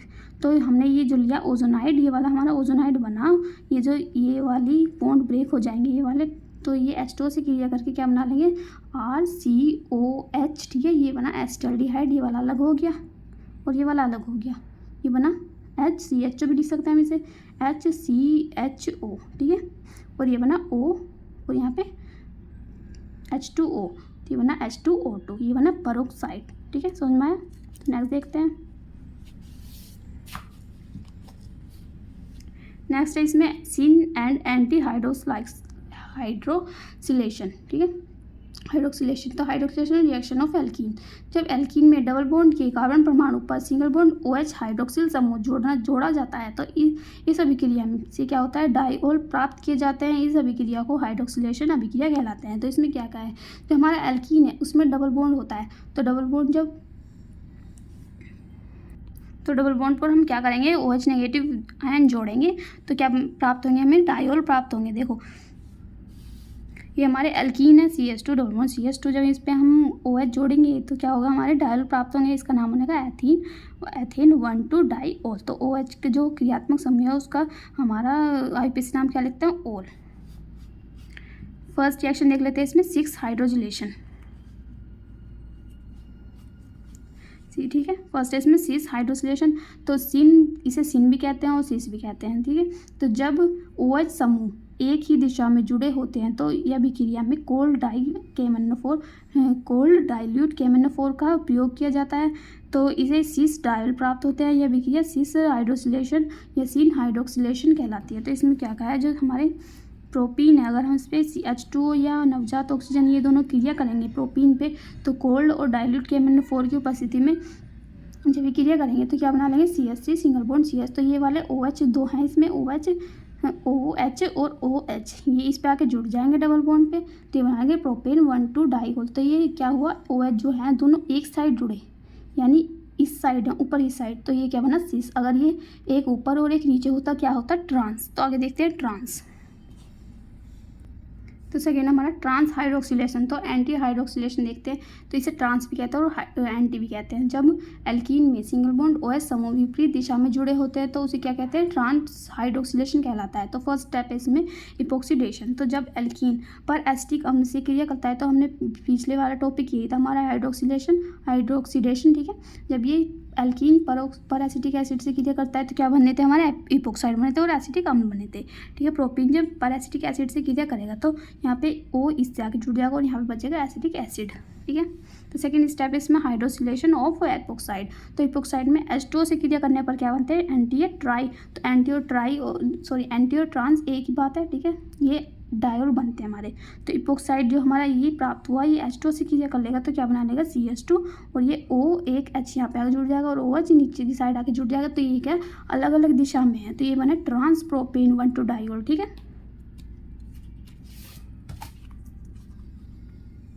नेक्स्ट रिएक्शन हमारी सिमोन स्मिथ साइक्लोप्रोपेनेशन रिएक्शन। तो ये भी एक नेमिक रिएक्शन है, ये भी इंपॉर्टेंट है, इसे देख लेते हैं। तो जब एल्कीन डाईआइडोमीथेन यानी डाईआइडोमीथेन तथा जिंक कॉपर युग्म जिंक कॉपर कपल के साथ अभिक्रिया करता है तो साइक्लोप्रोपेन बनते हैं। यह अभिक्रिया सिमोन स्मिथ साइक्लोप्रोपेनेशन रिएक्शन या स्मिथ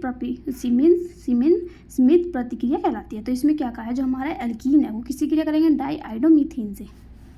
तो यह अभिक्रिया को क्या Howard Ensign Simmons junior Ronald D Smith ने सन 1858 में दी। तो ये नाम याद कर लेना, ये सन याद कर लेना, ये इंपॉर्टेंट है, ये पूछे जाते हैं वेरी शॉर्ट क्वेश्चन में या फिर ऑब्जेक्टिव में पूछे जाएंगे, ठीक है। जब ये एल्कीन और डाईआइडोमीथेन देखिए, हम पहले एल्कीन, ठीक है, ये है एल्कीन का फॉर्मूला RR, ठीक है। हम इसकी जगह कुछ भी रख सकते हैं, कार्बन की कोई भी श्रृंखला, ठीक है। R का मतलब होता है एल्किल। तो जब हम जिंक कॉपर कपल यानी जिंक और कॉपर की उपस्थिति में जब CH2I2 ये हमारा मैथिलीन आयोडाइड, ठीक है। जब ये मैथिलीन आयोडाइड जब ये इससे क्रिया करेगा तो क्या बनेगा, देखो ये वाला एजिटेज उतार दिया और ये डबल बॉन्ड यहाँ से ब्रेक हो जाएगा और यहाँ पे आकर जुड़ जाएगा CH2, ये बना साइक्लोप्रोपेन। यहाँ पे क्या बचा हमारा I2 बचा, तो I2 जिंक से क्रिया कर लेगा तो बना लेगा ZnI2, ये बना जिंक आयोडाइड। तो यहाँ बचा कॉपर, तो ये कॉपर बाहर निकल जाएगा एक नवजात परमाणु की तरह। तो मैकेनिज्म देख लेते हैं इस रिएक्शन का। तो मैकेनिज्म यानी इसमें जो रिएजेंट काम करता है वो कौन सा है, ये वाला, ये जो हमारा बना कौन सा, ये ICH2ZnI, ठीक है। ये CH2ZnI2 है,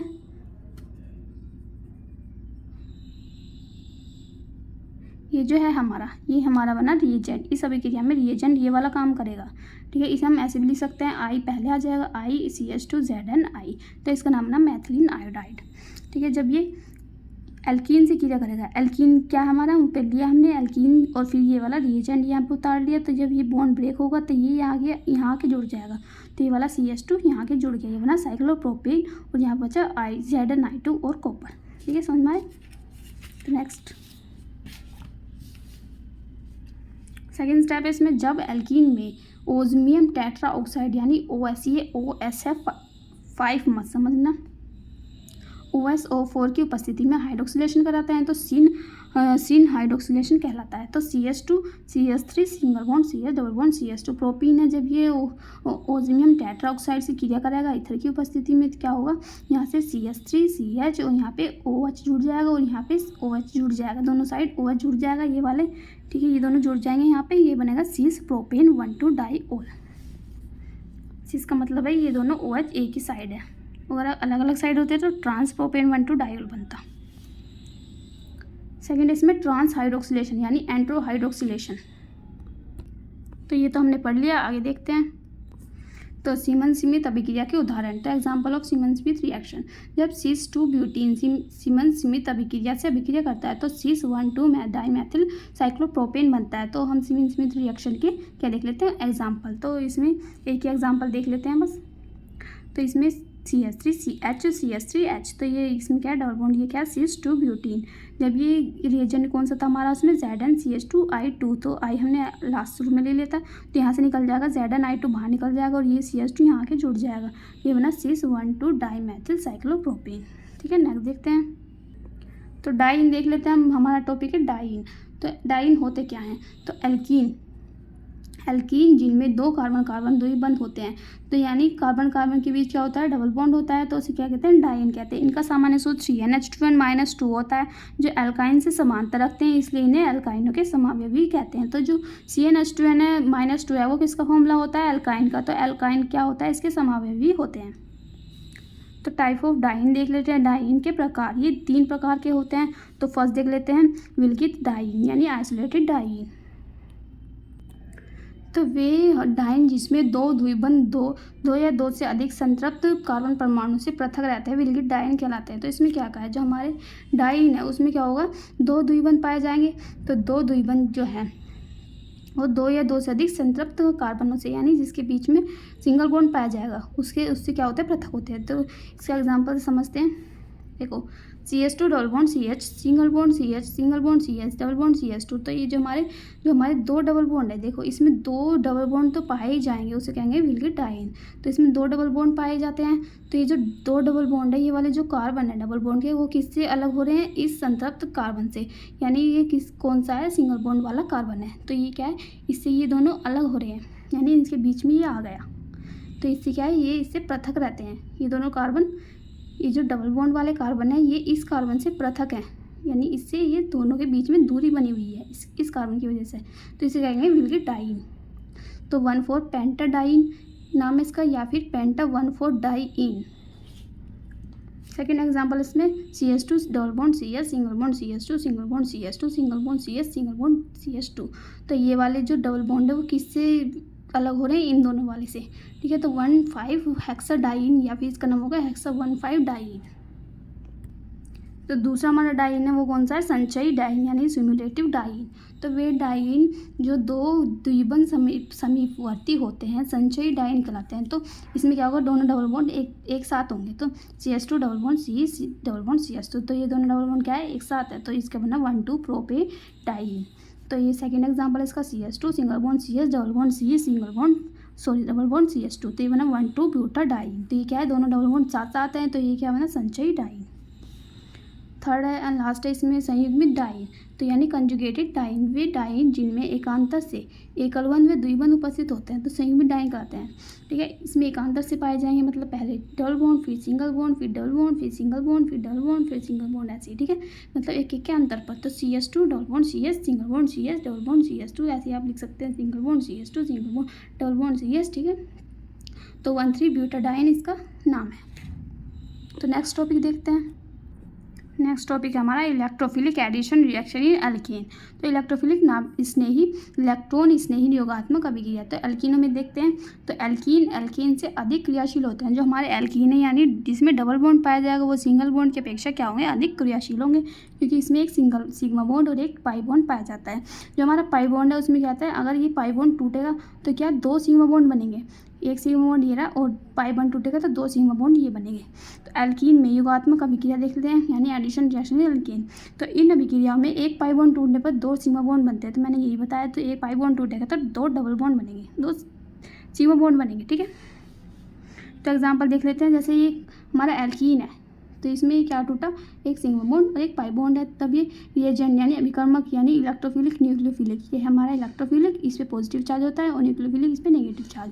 जब ये इसी क्रिया करेगा तो क्या बना लेगा, ये ई वाला, ये बॉन्ड ब्रेक होगा, तो ये वाला जो है वो इस साइड चला जाएगा। ठीक है, तो इस पर क्या आ जाएगा, नेगेटिव चार्ज, और इस पर पॉजिटिव चार्ज।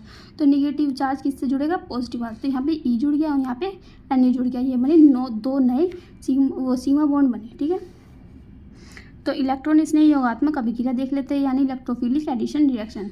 जब अभिक्रिया में सर्वप्रथम इलेक्ट्रॉन स्नेह विकर्मक क्रिया करता है, तो उस अभिक्रिया को इलेक्ट्रॉन स्नेही योगात्मक अभिक्रिया कहते हैं। ठीक है, तो एग्जाम्पल देख लेते हैं। जब एल्कीन HBr से क्रिया करता है, तो एल्कीन जब HBr से क्रिया करेगा तो एक H यहाँ पे आके जुड़ जाएगा और Br यहाँ पे। ठीक है, तो CH2 यहाँ पे H और यहाँ पे Br, तो डबल बॉन्ड टूट गया, ये बना हमारी इलेक्ट्रॉन स्नेही योगात्मक अभिक्रिया, तो ये नाम बना 1 ब्रोमो एथेन।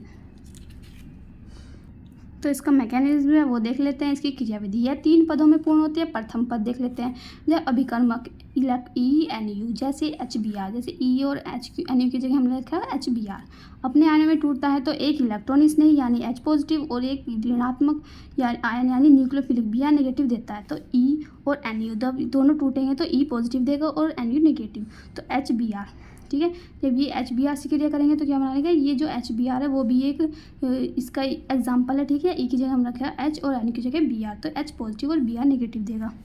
तो द्वितीय पद में देख लेते हैं कार्बोकैटायन का बनना। तो जो हम एथीन है जो H पॉजिटिव से क्रिया करेगा तो क्या बना लेगा, ये H पॉजिटिव यहाँ पे आगे जुड़ जाएगा। जो ये बॉन्ड ब्रेक होगा तो एक इधर आ जाएगा, इस पर नेगेटिव चार्ज, इस पर पॉजिटिव चार्ज, तो ये H पॉजिटिव नेगेटिव पा के जुड़ जाएगा, तो इस पर क्या आ जाएगा, एक पॉजिटिव चार्ज, तो ये बना एथिल कार्बोनियम आयन। तृतीय पद में जब नाभिक स्नेही यानी Br नेगेटिव कार्बोनियम आयन से क्रिया करता है तो यह योगात्मक उत्पाद यानी 1 ब्रोमो इथेन बनता है। तो Br नेगेटिव क्रिया करेगा आपकी बात, जो हमारा ये बना, ये वाला बना, ठीक है, इस पर क्रिया करेगा Br नेगेटिव, जब तो ये पॉजिटिव पे आके जुड़ जाएगा यहाँ पे Br, तो ये बनेगा 1 ब्रोमो मैथेन, ये है योगात्मक उत्पाद, ठीक है। तो ये था इसका मैकेनिज्म, छोटा सा ही है। नेक्स्ट देखते हैं। नेक्स्ट है इसमें electrophilic addition in conjugated die. तो कंजुगेटेड डाई मैंने बताया जिसमें दोनों जो है डबल बॉन्ड जो है उसके बीच में क्या होता है, एकांतर होता है, ठीक है। पहले सिंगल बॉन्ड, फिर डबल बॉन्ड, फिर सिंगल बॉन्ड, फिर डबल बॉन्ड, ठीक है। तो सही में डाइन में इलेक्ट्रॉन स्नेही योग देखते हैं। जब 1,3 ब्यूटाडाइन हैलोजन अम्ल यानी HBr HCl या हैलोजन से क्रिया करता है तो दो प्रकार के उत्पाद बनते हैं। तो इसमें क्या लेंगे, पहले हम 1,3 ब्यूटाडाइन लेंगे, तो 1 और 3 पे क्या जुड़ रहा है, डबल बॉन्ड, तो ये क्या है ब्यूटाडाइन। जब ये HBr से क्रिया करेगा तो क्या होगा, देखो एक बार जो ये वाला बॉन्ड टूटेगा तो इधर आ जाएगा, इस पर क्या आ जाएगा नेगेटिव चार्ज, इस पर पॉजिटिव चार्ज, तो इस पर क्या जुड़ जाएगा, इस पर जुड़ जाएगा, इस पर नेगेटिव चार्ज आया तो इस पर क्या जुड़ेगा, H जुड़ेगा, ठीक है। इस पर क्या जुड़ेगा Br, तो ये बना CH2H CH Br CH double bond CH3 ये वाला बॉन्ड ब्रेक हो जाएगा, सॉरी यहाँ पे CH2 आएगा क्योंकि ये वाला बॉन्ड ब्रेक होने हुआ इस वाले में होगा, ठीक है। तो ये बना 3 ब्रोमो 1 ब्यूटीन, इसका नाम है, ये हो गया 1,2 एडिशन, 1 और 2 पे जुड़ रहा है, या फिर ऐसे गिन सकते हैं इसे 1 2 3 4, तो 1,2 एडिशन। और अगर यहाँ पे देखो ये वाला बॉन्ड ब्रेक होगा और ये वाला भी, दोनों बॉन्ड ब्रेक होंगे तो क्या होगा, यहाँ पे H जुड़ जाएगा और इस वाले पे Br, और ये वाले बॉन्ड क्या आ जाएंगे, बीच में आ जाएंगे, ठीक है। यहाँ पे डबल बॉन्ड बन जाएगा, ये बनेगा 1 ब्रोमो 2 ब्यूटीन, तो ये बना 1,4 एडिशन। तो 1 और 4 पे क्या जुड़ा, H और Br जुड़ा, तो ये हो गया 1,4 एडिशन। इस अभिक्रिया को 1,2 एडिशन यानी 1,4 एडिशन अभिक्रिया भी कहते हैं, ठीक है, क्योंकि इसमें क्या बना 1,2 एडिशन हुआ और 1,4 एडिशन हुआ। इसका मैकेनिज्म देखते हैं यानी क्रियाविधि, यह 3 पदों में पूर्ण होती है। फर्स्ट पद देखते हैं, जब HBr अपने आयनों में टूटता है तो H पॉजिटिव तथा Br नेगेटिव देता है, ठीक है। तो ये कहा है इसमें पहले क्या होगा, HBr टूट जाएगा, H पॉजिटिव और Br नेगेटिव, हाइड्रोजन ब्रोमाइड, तो प्रोटॉन क्या होता है, इलेक्ट्रॉन स्नेही, ये वाला प्रोटॉन है, तो ये ब्रोमाइड आयन है, तो ये क्या है नाभिक स्नेही। आगे देखते हैं द्वितीय पद देखते हैं, जब प्रोटॉन H पॉजिटिव इलेक्ट्रोफिलिक होता है, जो डबल बॉन्ड, ठीक है, पर जब डबल बॉन्ड पर आक्रमण करता है तो मार्कोनिकॉफ के नियम के अनुसार क्या होता है, निम्न प्रकार कार्बोकैटायन बनता है।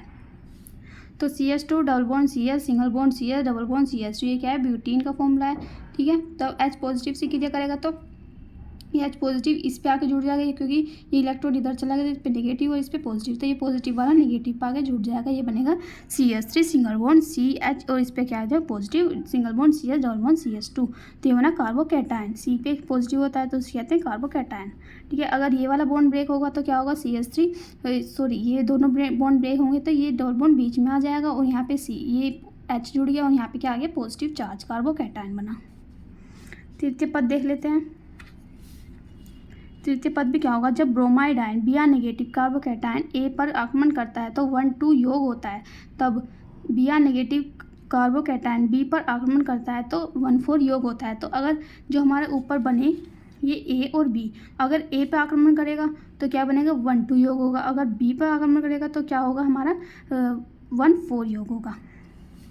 तो ऊपर बना हमारा CH3 single bond C positive H single bond CH double bond CH2।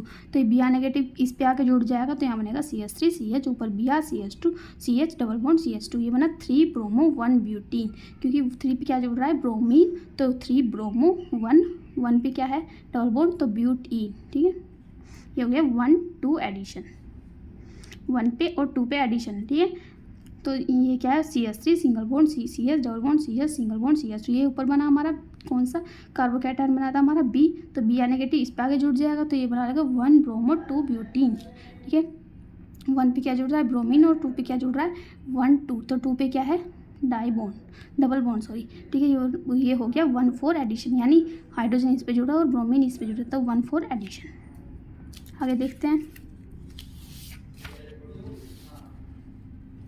तो free radical addition in alkene, यानी HBr एडिशन करेंगे इसमें एल्कीन में मुक्त मूलक योग। ठीक है, इसमें मुक्त मूलक का योग होगा। तो एक एल्कीन में HBr की क्रिया कराई जाती है और उस अभिक्रिया में पेरोक्साइड या UV लाइट की उपस्थिति होती है, तो यह अभिक्रिया इलेक्ट्रॉन स्नेही योगात्मक अभिक्रिया के विपरीत होती है।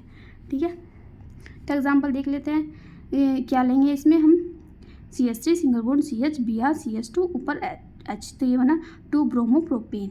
ठीक है, जब ये किसी क्रिया करेगा HBr से तो क्या बनेगा 1 प्रोपीन बनेगा। ठीक है, तो पेरोक्साइड की उपस्थिति में होगी तो HBr से क्या होगा CH ऊपर से H, यहाँ पे CH2 single bond CH Br2, ये बना 1 ब्रोमो प्रोपेन। ये हो गया एंटी मार्कोनिकॉफ के नियम के अनुसार और ये बना मार्कोनिकॉफ के नियम के अनुसार। ये है इसका बीच का, ये वाले पेरोक्साइड की उपस्थिति में, ये अनुपस्थिति में, तो ये मार्कोनिकॉफ ये एंटी मार्कोनिकॉफ। ठीक है, दोनों में HBr का योग हो रहा है, तो ये वाला हमारा अभिकर्मक है और ये दोनों उत्पाद है।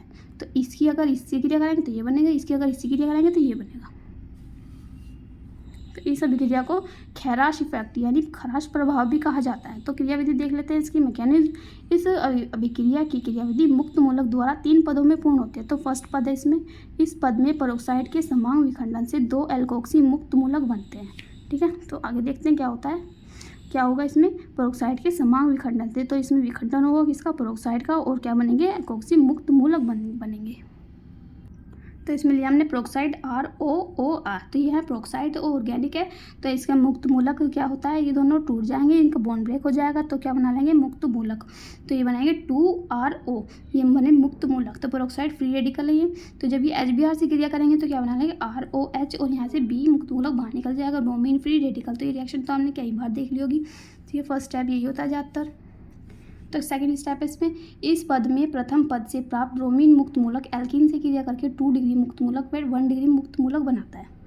तो देखते हैं इसमें क्या होगा, एल्कीन है, ये हमने एल्कीन लिया यानी प्रोपीन, Br से क्रिया करेगा तो ये बॉन्ड टूटेगा, तो क्या होगा ये Br यहाँ पे आके जुड़ जाएगा। ठीक है, इस पे आके और यहाँ पे क्या बनेगा एक मुक्त मूलक, यहाँ एक इलेक्ट्रॉन है इस पे, तो ये बना 2 डिग्री फ्री रेडिकल, क्योंकि 2 पे है तो ये बना 2 degree free radical, more stable है ये वाला। ठीक है, और दूसरे वाले में क्या होगा, ये Br पहले इस पे जुड़ा अब इस पे आके जुड़ जाएगा, ये बनेगा CH3 सिंगल बॉन्ड CH, यहाँ पे Br यहाँ पे मुक्त मूलक, ये बना 1 डिग्री रेडिकल फ्री रेडिकल। ठीक है, क्योंकि ये क्या है 1 पे है तो ऐसे कि नहीं 1 2 3, तो 1 पे क्या है एक मुक्त मूलक है, तो 1 डिग्री फ्री रेडिकल, ये क्या है लेस स्टेबल यानी कम स्थायी है। तो यह स्थायी मुक्त मूलक HBr के साथ क्रिया करके 1 ब्रोमोप्रोपेन बनाता है और ब्रोमीन मुक्त मूलक बाहर निकल जाता है। तो हमने जो पहले बना ये स्टेबल था, मोर स्टेबल, तो ये वाला लेंगे हम। तो ये बना CH3 single bond CH single bond CH2 single bond Br ये मुक्त मूलक, तो ये HBr इसी क्रिया कर लेगा तो क्या बना लेगा CH3 सिंगल बॉन्ड CH2, ये H जो है वो यहाँ पे आके जुड़ जाएगा इस वाले पे, तो CH2 single bond CH2 Br, तो ये Br यहाँ बाहर निकल जाएगा, ये बना 1 ब्रोमोप्रोपेन, ये होता है स्थायी। लास्ट स्टेप है इसमें तृतीय पद, इस पद में विभिन्न मुक्त मूलक आपस में जुड़कर उदासीन अणु बनाते हैं, इस प्रकार श्रृंखला का समापन हो जाता है, तो Br दोनों मिलकर Br2 बना लेते हैं। ठीक है, ये भी रिएक्शन कई बार हो चुकी है, ये ज़्यादातर सेम ही होते हैं। ठीक है, समझ में आई होगी। एक लास्ट टॉपिक बचता है उसे देख लेते हैं। तो ये हमारा last topic allylic and benzylic bromination with N bromosuccinate यानी NBS के द्वारा। ठीक है, ये लास्ट टॉपिक है हमारा इस वीडियो का, यानी इस यूनिट का भी लास्ट टॉपिक है, फिर ये वीडियो समाप्त हो जाएगी। ठीक है, अगर कोई भी टॉपिक बचता हो तो आप मुझे कमेंट सेक्शन में बताइएगा, मैं उस पर अलग से वीडियो बना दूंगी। ठीक है, वैसे इस चैप्टर के सारे टॉपिक ही मैंने इस वीडियो में कवर किए हुए हैं। तो इसमें देखते हैं CH3 single bond CH double bond CH2, ये क्या है एलाइलिक कार्बन है। कैसे है, क्योंकि देखो इस कार्बन के एक कार्बन छोड़ के क्या है, डबल बॉन्ड है, इस कार्बन के अगले पे क्या है, डबल बॉन्ड है, तो ये क्या है, एलाइलिक कार्बन। यहाँ पे भी देख लेते हैं second example, CH3 single bond CH2 single bond CH double bond CH2। तो इस डबल बॉन्ड कार्बन के आगे क्या है, ये वाला कार्बन, तो ये है एलाइलिक कार्बन। तो डबल बॉन्ड के अगले वाला कार्बन क्या होगा, एलाइलिक कार्बन। ठीक है, इसमें भी देख लेते हैं डबल बॉन्ड के अगले वाला क्या है, एलाइलिक कार्बन। इसमें डबल बॉन्ड के अगले वाला बेंजाइलिक। ठीक है, तो ये भी डबल बॉन्ड के अगले वाला बेंजाइलिक कार्बन। नोट देख लेते हैं इसमें, अगर बेंजीन लेंगे तो हम बेंजाइलिक होगा। ठीक है, वैसे एलाइलिक कहेंगे, और अगर बेंजीन है तो हमें बेंजाइलिक कहेंगे। नोट देख लेते हैं इसमें NBS। NBS का मतलब क्या होता है, एन ब्रोमोसक्सिनामाइड। तो इसका फॉर्मूला होता है, ये एक रिंग होती है, उस पर O है, O ऊपर होता है, O नीचे होता है, और NBR जुड़ा रहता है। तो एलाइलिक और बेंजाइलिक ब्रोमिनेशन विद NBS देख लेते हैं। तो जब प्रोपीन यानी एल्कीन की क्रिया हम NBS यानी अभिकर्मक के साथ कराई जाती है तो 3 ब्रोमोप्रोपीन प्राप्त होते हैं। यह अभिक्रिया कहलाती है एलिलिक ब्रोमिनेशन कहलाती है। तो हम प्रोपीन लेंगे यानी एल्कीन।